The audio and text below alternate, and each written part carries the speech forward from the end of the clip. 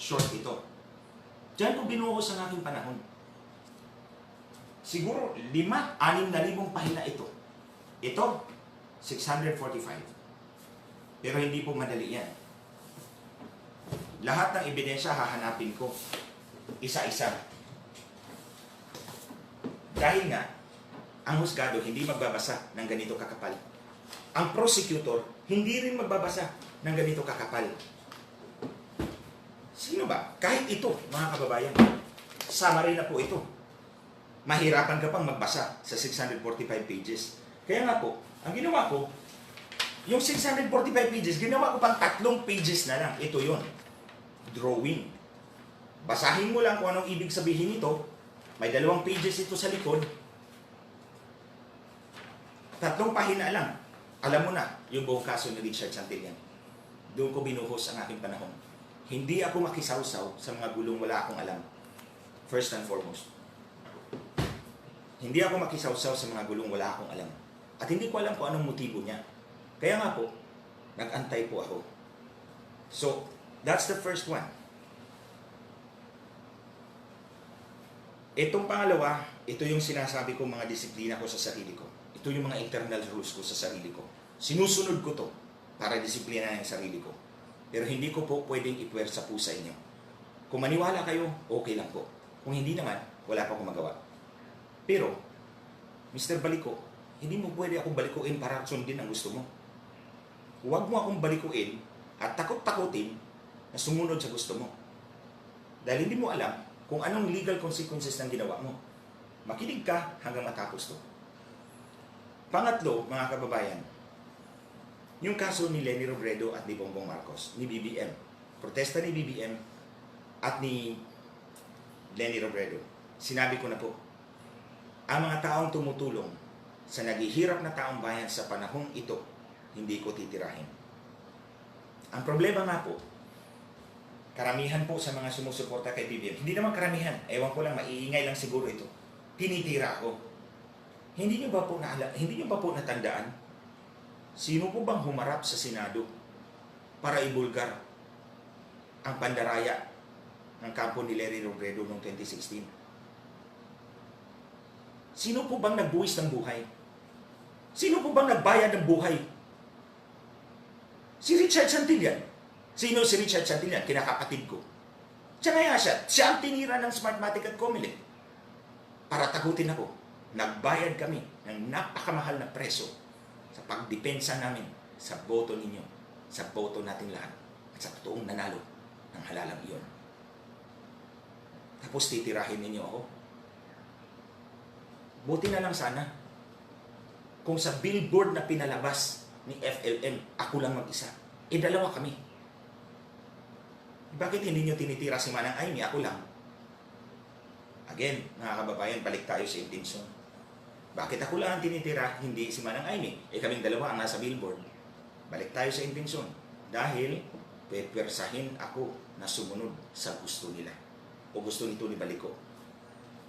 So, kaya nga po sinasabi ko, hindi ako pwedeng sumagot at the time dahil matatamaan si Leni Robredo. Ito nga po ang sinabi ko. Nagpasa ako sa Supreme Court ng 250-page comment. Nilatag ko lahat ng ebidensya ng dayaan. Hindi sumagot si Comelec, hindi sumagot si Smartmatic, hindi sumagot si Leni Robredo. Pabor yun kay BBM. Pero wala akong expectation ng kahit anumang sukit. Ginagawa ko to dahil ako mismo biniktima ng sindikatong ito. Si BBM din biniktima ng sindikatong ito. Tayong lahat biniktima ng sindikatong ito. Tapos itong baliko na to, babalikuin lang ang pinaglalaban ko para sa bayan. Dahil lang hindi ako sumunod sa gusto niya, na tirahin ko si FLM. Anong pakialam ko sa away ninyo? Later, mga kababayan, malalaman nyo kung bakit nag-away sila. Aabot tayo dyan. Dito na tayo sa main story kung bakit nangyari ito. Nung galing ako ng Europa, siya ang host ko sa France. Akala ko totoong tao. Pagdating ko rito, 1 linggo lang siguro yun eh. Nagsimula na si FLM dyan namigay. Ewan ko kung totoong namigay. Sabi nila namigay. Okay. Assuming namigay kasi nakita ko naman nagbigay ng 30,000 na eyeglasses doon sa Isabela. Totoo, nakita ko. Patunay ako dyan. Aabot tayo dyan. Tinanong ako ni Baliko tungkol kay FLN. Ang sagot ko sa kanya, hindi ko titirahin ang taong namimigay ng tulong sa mga taong naghihirap ngayon. I stand by my decision. Hindi ko titirahin ang taong tutulong sa sino mang naghihirap na Pilipino ngayon. Wala akong utang na loob kahit kanino. Ang tinitingnan ko lang ang kapakanan ng bawat Pilipino. Hindi ko kayang tumulong sa lahat ng Pilipino. Kaya kung sino man ang tutulong dyan, susuportahan ko. So, kaya po hindi niyo ako narinig na nag-post tungkol kay Leni Robredo. Kasi kahit si Presidente, sinabi ni Presidente, di ba kung natandaan ninyo, tinanggal niya si Manny Luna. Kaibigan ko po yun. Tinanggal niya kasi si Manny Luna, pinaimbestiga si Leni dahil nakipagkumpetensya daw sa gobyerno. Mali po doon si Manny. Kaibigan ko po si Manny, pero mali po siya. Ang tao, nangangailangan ng tulong. At tama po si Pangulong Duterte. Kailangan suportahan natin ang isa't isa sa panahon ng pangangailangan. Matinding pangangailangan natin bansa. So, tinapat ko po si Baliko. Hindi ko titirahin ang taong tutulong sa taong bayan. Sabi ko, kung gusto mo, in another time. In another time. Oh. 2 araw lumipas. Ito na, lumabas na yung meme. May meme lumabas. Ako at si FLM. Tapos tinanong ko yung staff ko, saan galing? Tik-tik. Tik-tik page. Galing sa tik-tik. Oo. Siya din ang nagsabi. Parang private message siya na pinadala niya sa amin. Galing sa tik-tik ito. Baka nakalimutan mo. Ikaw ang nagsabi na sa'yo ang tik-tik. Mamaya, sabihin ko. Nakalimutan mo talaga ito, Baliko. Ikaw ang nagsabi, ikaw may-ari ng tik-tik page. Okay, sige. So, nung nakita ko yung picture mo, ikaw ang gumawa kasi galing sa tik-tik page mo. Nung nakita ko, natawa na lang ako. Sabi ko, ito talaga, pinaglalaruan pa ako. Pipressurein ako. 3 days later, meron ka na naman pinadala. Eto na naman. Meme na naman. Tira na naman sa akin. Galing pa rin sa tik-tik. Kung natandaan mo, sinagot kita.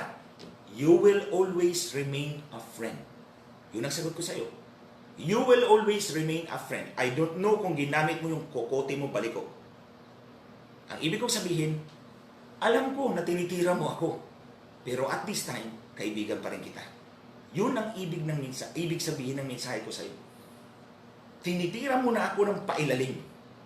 Pero kaibigan pa rin ang turing ko sa'yo. Pangatlo, pang-apat, pang-lima, dumating kung ano-ano nila mga pictures. Sasagutin ko yung mga pictures pagkatapos nito. Dumating yung mga pictures. Nakita ko walang pag-asa. Pipressurein mo ako ng gusto. Alam mo mga kababayan, balik muna tayo sandali sa intensyon. Hindi mo mabubuksan ang isip ng tao, ang utak ng tao para malaman mong intensyon. Pero makikita mo yan sa gawi ng tao. So hinayaan ko lang. Maraming tumawag po dito sa amin at nagtatanong tungkol dito sa mga posts na ito. Ang sabi ko, hayaan lang po ninyo ako nasagutin ko kayo sa tamang panahon. Ito yun, ang tamang panahon. The first day ng tamang panahon. Pero, sa lahat ng mga tawag na yan, ang pangalan ni Baliko ang palaging lumalabas. So, alam ko, tinitira niya ako. Pailalim. Kaya noong May 16, nag-post ako, di ba? Sabi ko, sasagutin ko yung naninirang tao sa akin. On May 29, nag-video ako rito. At sinabi ko, hindi pa ito yung sagot ko dyan sa tumatahol sa France. The next day, may tumawag sa akin. Kaibigan namin actually. Kaibigan namin. Ginagalang ko po siya. Ginagalang ko po talaga siya. Nag-usap kami tungkol dito. At sabi ko, ito na lang po ang konsesyon ko. Ay hayaan ninyo akong sumagot kasi siniraan ako. Kailangan kong sagutin. Pero hindi ko papangalanan. Yun ang konsesyon ko. Sige po ma'am. Hayaan niyo ako sumagot. Walang pangalan. Basta sasagot ako dahil pinitiwan ko ang aking mga salita sa harap ng publiko na sasagutin ko. Okay na. The next day, lumabas yung picture. Ako at yung isang lalaki at may maraming armas sa baba. Nakita po ninyo yun. Ako at isang lalaki at may maraming armas sa baba. Hindi inisip ng Baliko na to na 14 na buhay ang tinarantado mo rito. 14 na buhay ang inalagay mo sa peligro. I-explain ko po yan sa inyo mga kababayan. Kaya pumutok na talaga ang galit ko dyan. Maraming tumawag sa akin, maraming nag-message sa akin tungkol dito. Tila ba pinipigilan ako? Meron pang isa dyan. Nagbabanta.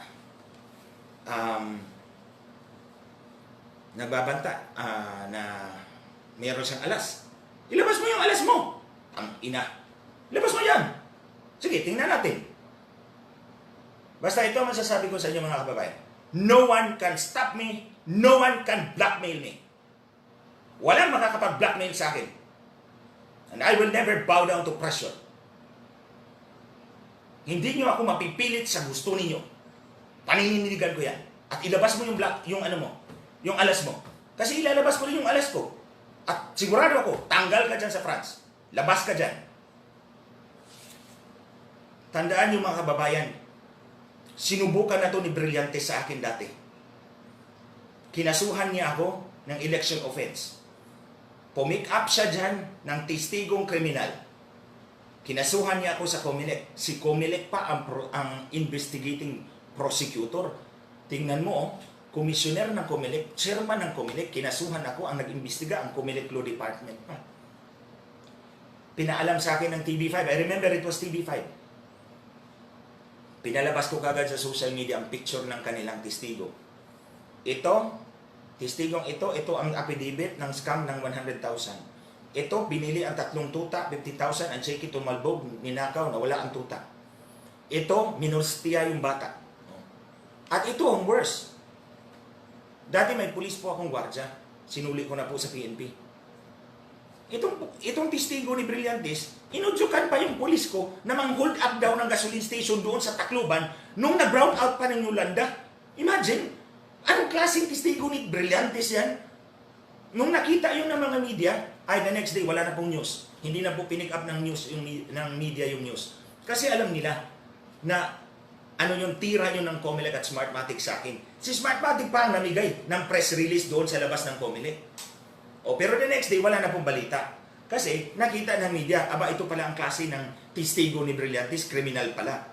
Now, 2 months after nangyari ito, natalo si Brillantes sa Korte Suprema ng kanyang 240 million contract. Nagbayad siya. Ang sumunod, pinick up naman ni Bautista, yung may tagong yaman na 1 bilyon. Pinick up ni Bautista ang kaso.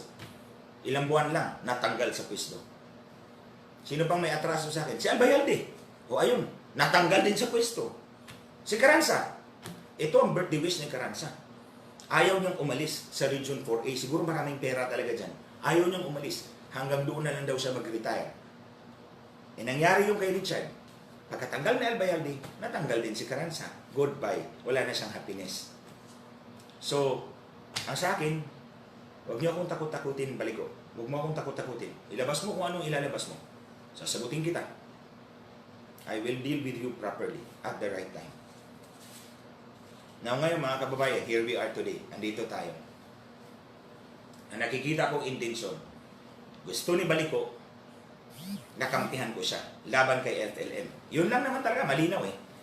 Ito si Baliko, pinipressure ako ng gusto. Pinapalabas yung mga paninira sa akin para tumakbo ako sa kanya.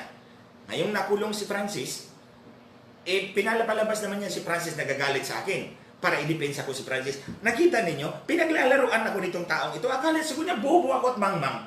Hindi mo ba alam, natalo ko ang pinakamabigat na politiko doon sa amin, sa Visayas? Nakontrolado niya yung buong probinsya.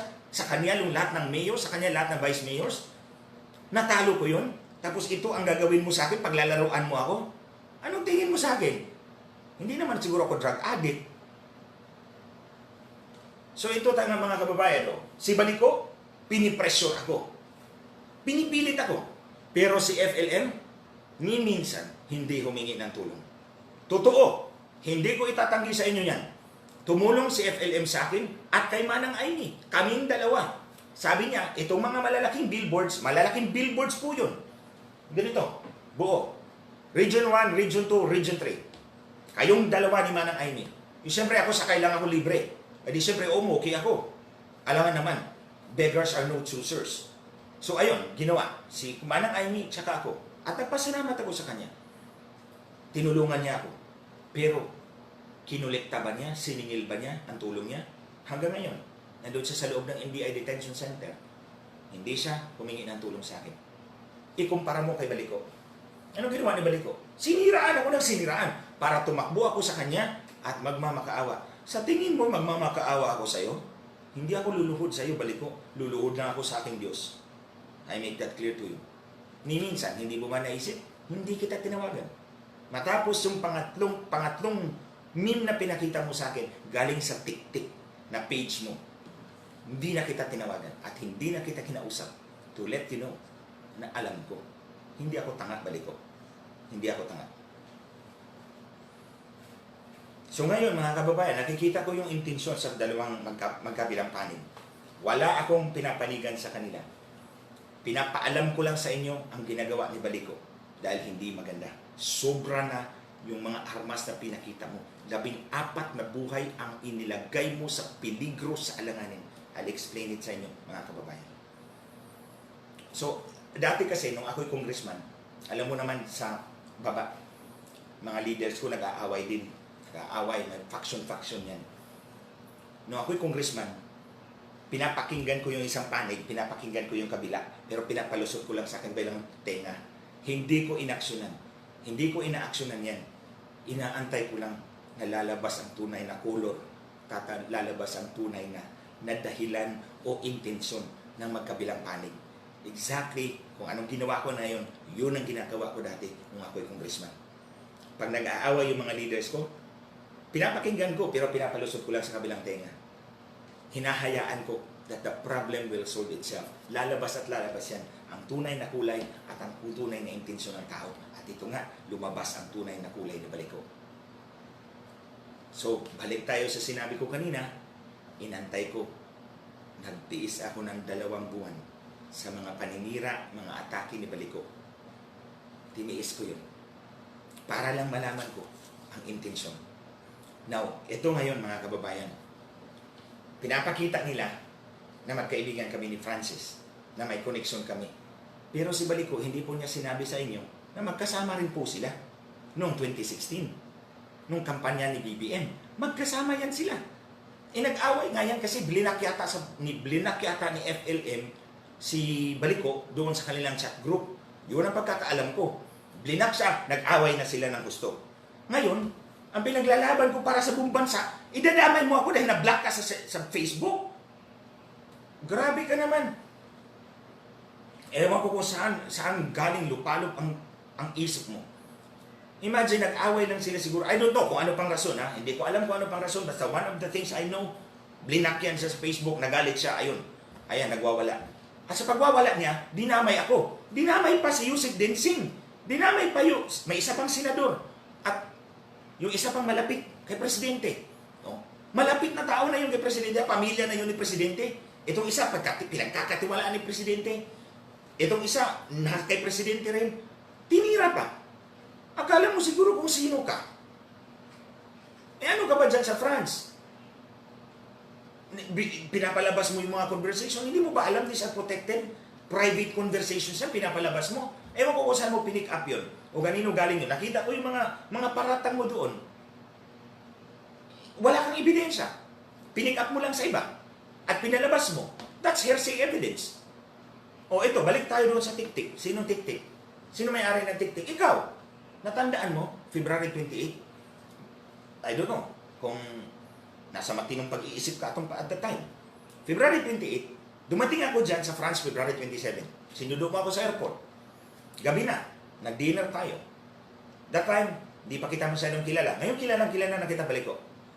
So nag-dinner tayo. The next morning, late tayo dumating kay Ambassador. Nag-courtesy call tayo kay Ambassador. Tapos pumunta tayo sa Eiffel Tower. Hindi ka umakyat, kami lang ni Mike umakyat. Pagbaba, nagkape. Gabi na, pumunta tayo sa bahay ng pulis na kaibigan mo sa France.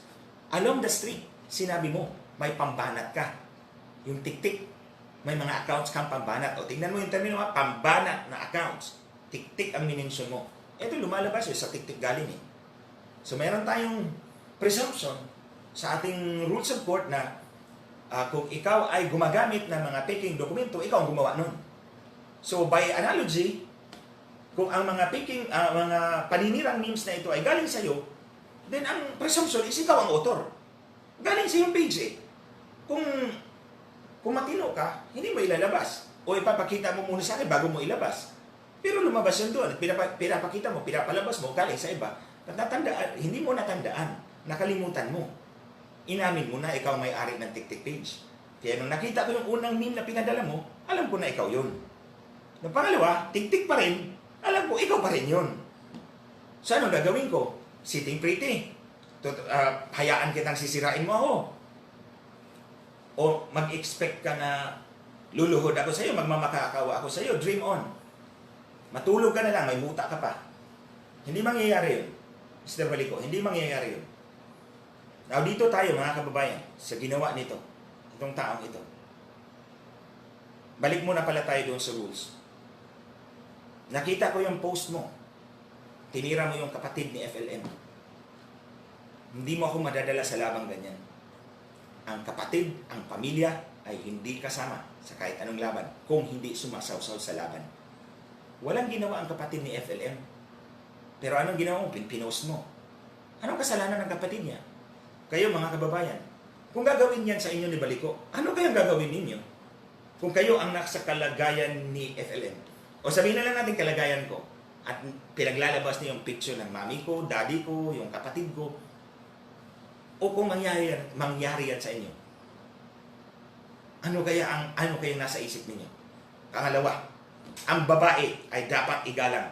Anong ginawa mo kay Lisa doon sa Paris? Pinagmumura mo ng pinagmumura. Para kang hindi lumabas sa nanay mo Kung ito ang klaseng gawi na ipapakita mo sa akin, titirahin mo yung pamilya na walang kinalaman, wala kang galang sa babae, pinagmumura mo, ay bakit ako kakampi sa'yo? Hindi talaga ako kakampi sa'yo. Because the way you do your fight, yung laban mo, is scandalous to me. Hindi ka tanggap-tanggap. Hindi ka tanggap sa akin yan, yung style na yan. Ako lumalaban ako, pero hindi ganyan. Sa sinabi ko ng mga kababayan, I follow my own internal rules. Sarili ko yun, disiplina ko yun. And I will not bend it for Mr. Balico. Kahit Balico siya. I will not bend it for him. Dito tayo sa picture mga kababayan. Ito talagang sobrang nakapagpagalit sa akin. Inilabas niya yung picture ng isang lalaki at ako sa baba nun pictures ng mga baril. Sandali lang. Alam niyo naman po mga kababayan, ang kalaban ko po ay mga tiwaling pulis ng ating pambansang kapulisan. Alam na alam po ninyo yan. Alam niyo po, ang kinatatakutan ko po kasi, itong klaseng ganitong paninira ay pwedeng gamitin ng aking mga kalaban at gagawan kami ng information report, intelligence report. Mga kababayan, ito po ang intelligence report na ginamit ng mga pulis. 2 pahina lang po yan. Ayan intelligence report version 1. Intelligence report version 2. 2 pahina lang ang kumitil sa buhay ni Richard Santillan. Kahit sino sa atin ay pwedeng gawan ng information report na ito ng mga pulis. Kung hindi niya nagustuhan ang pagtitig mo sa kanyang asawa, pwede kang gawan ng ganito at papatayin ka. Kung natalo siya sa tong-its dyan, pwede kang gawan ng ganito at papatayin ka. Wala kang kalaban-laban dahil may information report ka. Ito ang pinaglalaban ko ngayon na hindi na mangyari ito sa ordinaryong Pilipino. Kaya pinaglalaban ko si Richard Santillan dahil 2 pahina lang, tinitil na nila ang buhay ni Richard. Hindi na pwedeng mangyari yun sa ordinaryong Pilipino kung lalaban tayong lahat. Kaya itong Balico na ito, ang concern ko, yung pictures na iyon, gagamitin nyo ng kalaban ko, gagawan kami ng intelligence report, at puntahan kami rito, at magkabarilan, magkapatayan. Paano yung 14 na tao rito? Paano yung 20 years old ko dyan, na volunteer, yung 22, yung 24? Anong ihaharap ko sa nanay niyan? Kung masawi yan, dahil lang sa ginawa nitong Balico na ito. Kayo mga kababayan, kung kayo nasa kalagayan ko, sige, kayo kung nasa kalagayan ko, gawan kayo ng picture na ganyan. Tapos may mga kalaban kayong pulis. Mga pulis na tiwali. Linawin ko. Kasi marami pa naman ng mga pulis na mapagkatiwalaan talaga. Mga tiwali. tulad ng kalaban ko. Gagawan ka ng intelligence report. Isang version 1, version 2. Isang intelligence report lang ang ginawa nila kay Richard Santillan. At tinitil nila ang buhay. Kung gagawan tayo ng ganyan, mga kababayan, kung gagawin kami ng ganyan, at lulusubin kami rito, dahil may intelligence report, ang picture, galing kay Balico. But what does the picture prove? Mga kababayan, ano bang ipatunay doon? Wala. Kasi hindi naman ang picture at ako at ang baril ay magkasama. Ibang picture ako at ang lalaki. Ang mga baril ay mga baril lang, walang tao. O may mga tao man, yung lalaki, hindi ako. It is not proof. Kahit saan tayong korte pupunta at ipapatunay mo yan, itong patunay, si Glenjo may baril. Paano mo papatunayan? Wala ako doon sa baril. Nandun ako sa isang lalaki at hindi ko hinawakan ng baril. Hindi tatanggapin niya ng korte. Pero, in the minds of the public, you can already convict me. And that is unfair. Kaya nga po, pinakuha ko lahat ng pictures na yun. Yung mga pictures ng mga baril at pera at ang lahat ng mga nag-comment doon. Alam niyo bakit? Kasi ipapakita ko yan sa French ministry. Bala kong sulatan ang French government. Ipapakita ko, ilalatag ko, ito ako, sino ako. Sinong kalaban ko. Police criminality ang topic dito, mga kababayan. Nandoon sila Carranza, sila o sino-sino pa doon ng mga pulis, at yung Smartmatic at Comelec. Kasi ito naman talagang utak. O nandun. Kaya kayo, PNP, kung sino man doon ang mga tiwaling pulis, at ikaw, Comelec at Smartmatic, huwag kayong magalit sa akin ha, si Balico ang habulin nyo. Dahil ako, reactive lang ako, nagre-react lang ako, mga kababayan. Hindi ko iniisip to. Pero dahil sa ginawa itong ni Balico, kailangan kong ilatag para kung po si kaso may mangyari sa amin dito, nakalatag ng ebidensya ko. Wala kaming ganyan, hindi kami ganyan. Susulatan ko yung French ministry na may hawak ng immigration. Ilatag ko yung sarili ko, yung ka-issue ko sa PNP, yung issue ko sa Comelec at Smartmatic, at yung ginawa ni Balico. Dahil ginagamit mo ang pamamalagi mo dyan sa France para manira ka ng tao na walang basehan. Yan. And we are not talking of one life. Hindi lang po isang buhay ang pinag-uusapan natin, mga kababayan. 14 po kami rito. Kung maubos kami, o sino mananagot niyan? Si Balico. Paano siya managot? Nandun siya sa France. So ngayon, papaalam ko sa French government, ito ang posibleng mangyari. For as long as protection ko na rin yun. Para alam ng kapulisan, umabot kayo dun sa France. Alam ni Comelec at Smartmatic, umabot kayo dun sa France. Bahala na ang French government kung imbestigahan ka at itapon ka dito pabalik sa Pilipinas. It's all up to you. It's all up to the French government. Basta ako, ipaabot ko ang aking sulat at ang request ko na imbestigahan ka. Dahil 14 na buhay ang inilagay mo sa alanganin. Nilagay mo sa peligro. At hindi mo inisip yun. Dahil galit na galit ka, dahil hindi kita kinampihan sa laban mong bulok. Hindi ako kakampi sa'yo dahil nakita ko, pinabastos mong babae. Sinasama mo ang pamilya na walang kasama, ay hindi kasama sa gulo. At pinipressure mo ako, pinaglalaruan mo ako, pinipilit mo ako to move one way or the other. My friend, papunta ka pa lang doon, pabalik na ako. I have one rule. Hindi ko sasabihin yun kung ano yun. Akin lang yun. That's the rule I apply to you. So, wag mo akong takot-takutin. Wag mo akong blackmailing. Kasi hindi ako magpapa-blackmail sa'yo. Tingnan mo na lang. Walang nagawa si Comelec at si Smartmatic laban sa akin. Tingnan mo na lang. Walang nagawa si Carranza, si Albayalde, sino pang Poncio Pilato dyan. Walang nagawa sa akin to stop me. O pinaimbestigan na ako dati ni Antonio Mojica ng Comelec, ng Smartmatic. Anong nangyari? Wala silang nakilkil. Wala silang nahalungkat laban sa akin. Kaya umabot tayo, umantong tayo sa pagpatay kay Richard Santillan. In what I call selective terrorism. Pinapatay yung taong pinakamalapit sa iyo para saktan ka. Yun, pinatay nila ang taong pinakamalapit sa akin, yung kinakapatid ko. Para saktan ako, para takutin ako. But they are wrong. Don't ever try, huwag mong isipin na makokontrol mo ako, Mr. Balico. Hindi mo ako makokontrol. No one can control me. Kung ano man ang action ko sa buhay, tinitingnan ko kung ano ang mas makabubuti sa mas nakararami. And I remain faithful to that ideals. Ginawa ko yan nung ako'y congressman. At ginagawa ko yan kahit wala akong opisina sa gobyerno ngayon. At hindi ako mamamatay kung hindi ako hahawak ng opisina ng gobyerno. I make that very clear to all of you guys. Hindi ako mamamatay kung wala akong posisyon sa gobyerno. I will not die. So, Mr. Baliko, ipapaimbestiga talaga kita sa French government at hihingin ko talaga na pauwiin ka dito sa Pilipinas para dito mo harapin yung kaso mo. Nilagay mo sa alanganin buhay ng 14 na tao, pati yung mga bata. Yung 20 years old ko rito, yung 22 years old ko rito, yung 24 years old ko rito, walang ginawang masama yun sa'yo. Nagtatrabaho lang sila para sa kaso ni Richard Santillan. Pero dinamay mo dyan sa picture na pinalabas mo. But you were not even able to prove anything. Ano bang ipinapatunayan mo? Na ako ang boss ni Francis Marcos? Yung ba ang ibig mong sabihin? Paano mo ipapatunayan? Hindi ko naman hinawakan ang baril.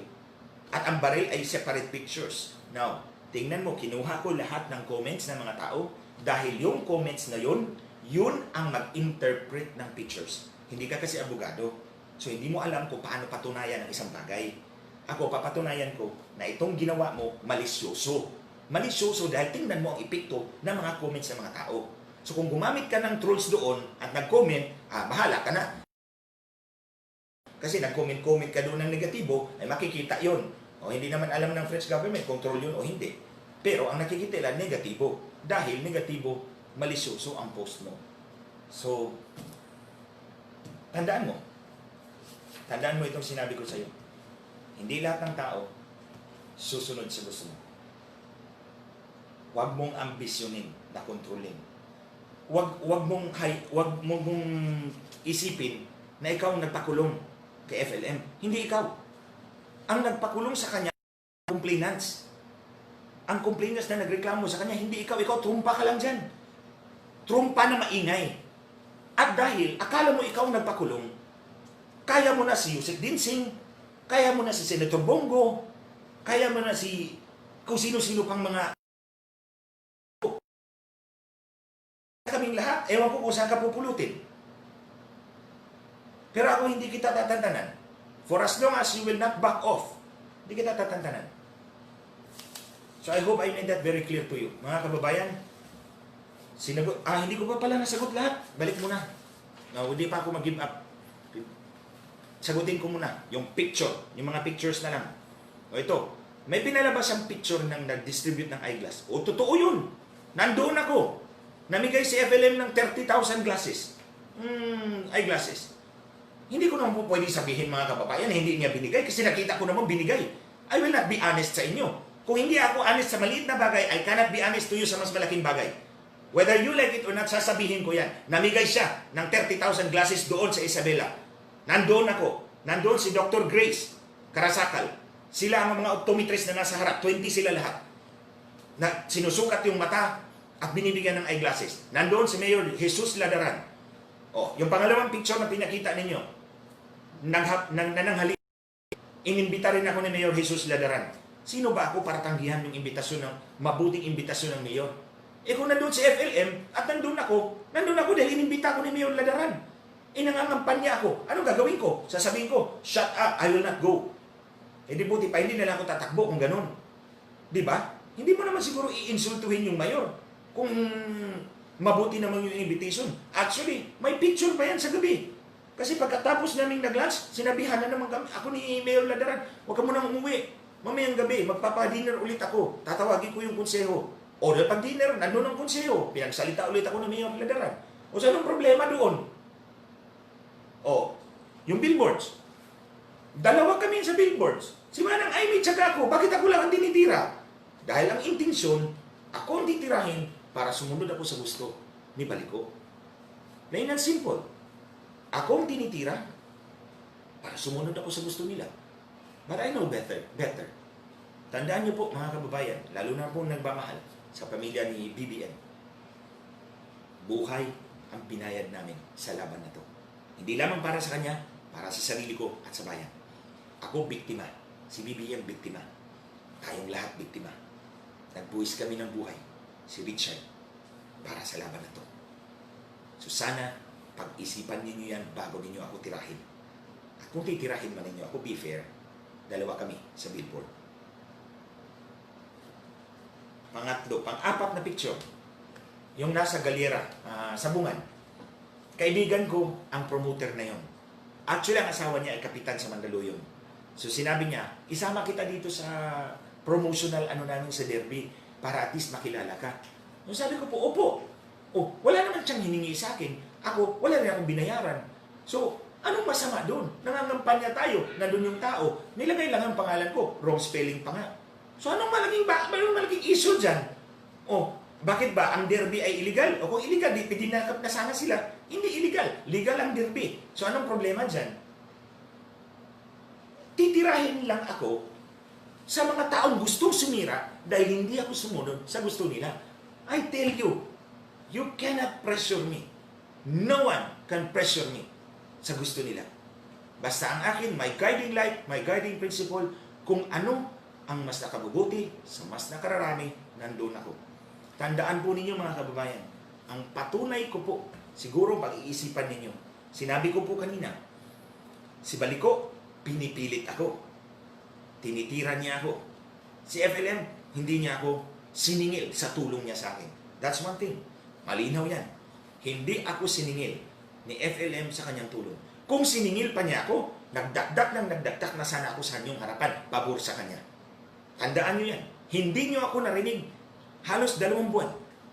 Wala akong sinabing pinupuri ko siya. Pinupuri ko yung mayaman challenge niya once. Pero hindi yung dinipensa ko siya ng todo. Dahil hindi niya naman hiningi ang aking tulong. Dahil hindi niya siningil ang tulong niya sa akin. Andyan, humanga ako sa kanya. Sorry to those who do not believe in him. Pero ako nakita ko yan. Oh, tingnan mo. Nasa detention center siya. Pero hindi ako pumunta doon. Kasi hindi na naman niya ako tinawagan. Oh, tingnan mo. Tinulungan niya ako, pero walang intensyon na kolektahin sa akin. Walang intensyon na singilin sa akin. So dyan mo makikita, between Baliko on the one hand, na binabaliko ako sa gusto niya, at si FLM na walang ginawa para singilin ang tulong niya sa akin. Pareho silang tumulong. Si Baliko, tumulong sa akin. Si FLM, tumulong din sa akin. Pero yung isa, binabaliko ako sa gusto niya. Yung isa, hinahayaan ako. O, so tingnan mo ang patunay ko. Wala kayong nakita sa akin nagla-live FLM. At kinukontra ko siya. Hindi. Nagtiis ako ng 2 taon, 2 buwan dito sa paninira niya sa akin. Dahil mas may makakabuluhan pa ako, mas may importante pa akong mga bagay na kailangan ko matapos. At natapos ako ngayon. So kung tingnan mo, ito pa isang mga kababayan. Ano bang issue na pinapalabas ko sa Facebook? Nitong panahon ng ECQ, COVID, at kay Richard lang. Kay Richard na issue at COVID. Yung issue ni ABS-CBN, hindi po ako sumausaw doon. Alam niyo bakit? Kasi tingin ko, pag sumausaw ako dito, mauubos ang oras ko. Magre-research pa ako, magsasalita pa ako. So better, wag na. Pero isang issue lang ang sumali ako. Yung issue ng PhilHealth sa OFW.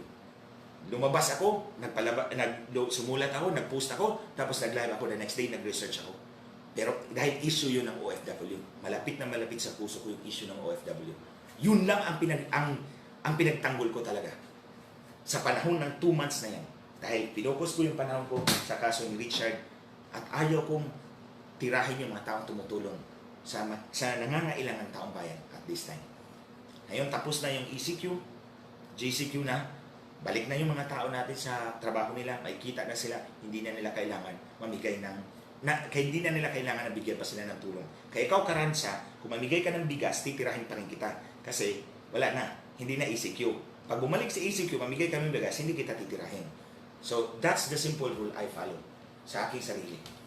So mga kababayan, I hope naliwanagan po kayo dito sa issue na ito. Basta tutuhanan ko po. Susulatan ko ang French government, ilalatag ko itong nangyari, at itong ginawa ni Baliko, 14 na buhay ang nilagay mo sa alanganin. 14 na buhay you put in very dangerous peril. So kaya po, nilatag ko ito ngayon sa inyo para alam ng PNP